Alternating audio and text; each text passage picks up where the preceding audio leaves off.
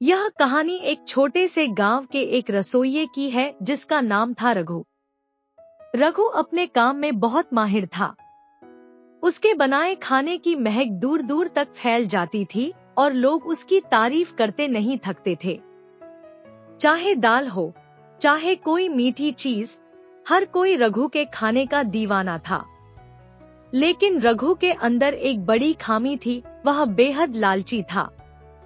रघु की यह लालच सिर्फ पैसे तक सीमित नहीं थी। वह खाना बनाने के लिए जो सामग्री मिलती थी, उसमें से कुछ न कुछ बचा लेता और उसे अपने घर ले जाता।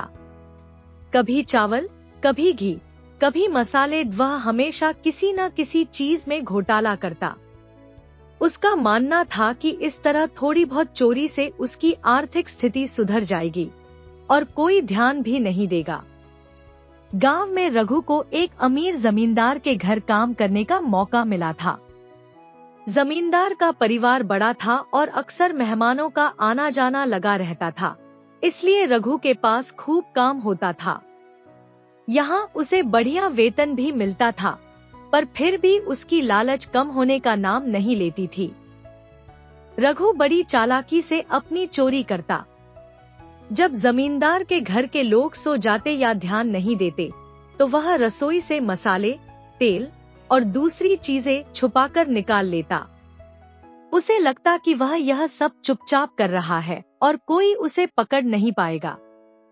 उसकी इस आदत से उसका घर अच्छी खासी चीजों से भर गया था। एक दिन जमींदार ने गांव में एक बड़ी दावत रखी। पूरे गांव के प्रतिष्ठित लोग इस दावत में बुलाए गए थे। रघु को इस दावत की जिम्मेदारी दी गई थी। उसने बड़े उत्साह के साथ तैयारी की, लेकिन उसकी लालच ने उसे एक बार फिर से बेईमानी करने पर मजबूर कर दिया। उसने महंगे मसालों और तेल को चोरी से कम करके सस्ते पदार्थों का उपयोग किया ताकि बाकी सामग्री अपने लिए बचा सके। दावत का दिन आ गया। गांव के लोग जमींदार के घर पहुंचने लगे थे। हर कोई खाने की खुशबू से मोहित हो रहा था और सभी बेसब्री से भोजन का इंतजार कर रहे थे। रघु ने बड़ी मेहनत से खाना तैयार किया था, लेकिन उसकी लालच की वजह से खाना वैसा नहीं बना था जैसा होना चाहिए था। उसने सोचा कि लोग स्वाद में फर्क नहीं कर पाएंगे और उसकी चोरी का किसी को पता नहीं चलेगा। खाना परोसा गया और लोग खाने लगे। पहले कुछ ही मिनटों में लोगों के चेहरे पर असमंजस के भाव आने लगे। खाना स्वादिष्ट नहीं था, जैसा कि हमेशा जमींदार के घर पर होता था। कुछ ने खाने की तारीफ की, लेकिन ज्यादातर लोगों ने धीरे धीरे अपने खाने की थाली हटा ली। जमींदार को यह देखकर बहुत शर्मिंदगी हुई। उसने रघु से पूछा, क्या बात है रघु? आज खाना वैसा नहीं है जैसा हमेशा होता है। आखिर तुमने क्या गलती की?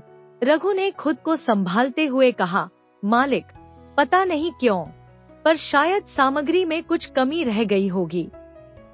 मैं पूरी कोशिश कर रहा था, लेकिन आज स्वाद में वो बात नहीं आ पाई। दावत के बाद जमींदार ने रघु पर थोड़ा बहुत शक किया, लेकिन उसने यह सोचा कि शायद किसी दिन कोई गलती हो सकती है। उसने इसे नजरअंदाज कर दिया। पर कुछ ही दिनों बाद जमींदार की पत्नी ने भी शिकायत की कि रसोई से चीजें कम हो रही हैं। पहले वह भी इस बात को हल्के में लेती थी, लेकिन जब बार बार ऐसा होने लगा तो उसे शक होने लगा कि रघु चोरी कर रहा है।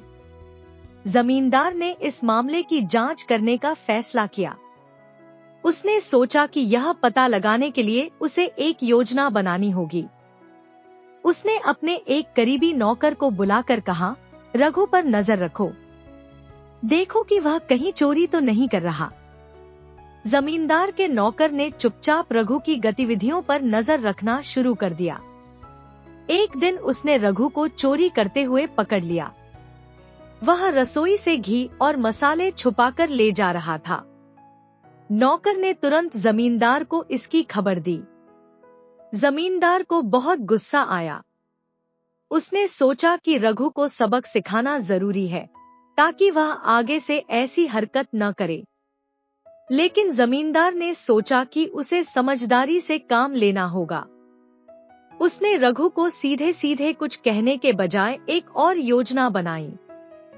जमींदार ने एक दिन रघु को बुलाकर कहा, रघु, तुम्हें खाना बनाने में महारत हासिल है और अब मैं चाहता हूँ कि तुम एक खास अवसर पर हमारे खास मेहमानों के लिए खाना बनाओ।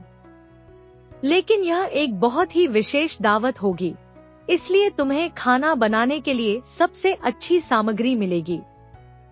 मैं चाहता हूँ कि इस बार तुम सबसे स्वादिष्ट खाना बनाओ। रघु को इस बात से बहुत खुशी हुई।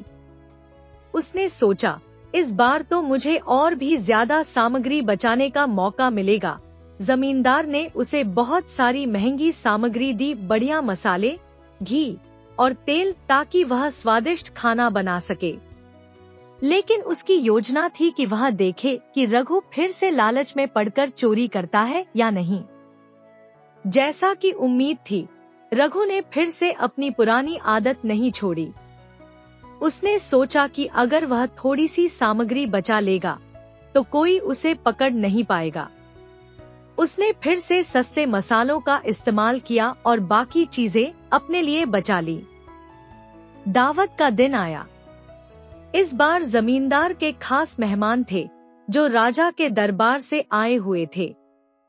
रघु ने अपनी पूरी मेहनत से खाना बनाया, लेकिन उसकी चोरी की वजह से इस बार भी खाना अच्छा नहीं बना। जब मेहमानों ने खाना खाया तो वे नाखुश हुए और जमींदार से शिकायत की। जमींदार को अब पूरा यकीन हो गया कि रघु चोरी कर रहा था। उसने तुरंत रघु को बुलाया और उससे कड़ाई से पूछा, रघु, तुमने मेरे विश्वास के साथ खिलवाड़ किया है। मैं जानता हूँ कि तुमने रसोई से सामग्री चोरी की है। तुमने अपनी लालच की वजह से मेरे और मेरे मेहमानों का अपमान किया है। रघु को समझ में आ गया कि उसकी चोरी पकड़ी गई है। उसने जमींदार से माफी मांगी और कहा, मालिक, मुझसे गलती हो गई। मैं लालच में आ गया था। कृपया मुझे माफ कर दीजिए। लेकिन जमींदार ने कहा, रघु, तुमने मुझे और मेरे परिवार को शर्मिंदा किया है। मैं तुम्हें माफ तो कर सकता हूँ, लेकिन तुम्हें इसकी सजा जरूर मिलेगी। तुम अब से गांव में कहीं और काम नहीं कर पाओगे। तुम्हारी इस हरकत की वजह से तुम्हें गांव से बाहर जाना होगा। रघु को अपनी गलती का एहसास हो गया था। उसने गांव छोड़ दिया और अपने लालच पर पछताया। उसे समझ में आ गया था कि थोड़ी सी चीजों के लिए बेईमानी करना उसकी जिंदगी में कितनी बड़ी मुसीबत बन गया था। गांव छोड़ने के बाद रघु ने तय किया कि अब वह अपनी पुरानी गलतियों को नहीं दोहराएगा। उसने दूसरे गांव में जाकर एक छोटी सी दुकान खोली और ईमानदारी से काम करने लगा। उसने धीरे धीरे लोगों का विश्वास जीतना शुरू किया और अपनी मेहनत और ईमानदारी से जीवन बिताने का फैसला किया। रघु ने अब समझ लिया था कि जीवन में सच्चाई और ईमानदारी ही सबसे महत्वपूर्ण है। वह अब एक बेहतर इंसान बन चुका था और अपनी गलती से सीखकर अपने जीवन को सही दिशा में ले गया था। रघु ने अपनी गलती से सीख ली और अंततः ईमानदारी के रास्ते पर चलने का फैसला किया। जमींदार ने भी उसे माफ कर दिया और कहा, रघु, अगर तुमने पहले ही ईमानदारी से काम किया होता तो तुम्हें इतनी तकलीफ नहीं झेलनी पड़ती। लेकिन अब तुमने अपनी गलती समझ ली है और यह सबसे बड़ी बात है। रघु ने सिर झुकाकर कहा, आप सही कह रहे हैं मालिक।